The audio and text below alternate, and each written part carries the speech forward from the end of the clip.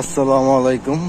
আমরা এখন যে জায়গাটা দিয়ে হাঁটতেছি, এই জায়গাটা দিয়ে তো সচরাচর মহিলাদের জন্য হাঁটাই যায় না। কারণ হচ্ছে এই রাস্তার পাশ থেকে এই পাশ পর্যন্ত আপনার ফুটপাতে মেলার মতো বসে যায়, যানজটের সৃষ্টি হয়, আর সব মহিলারা আসে।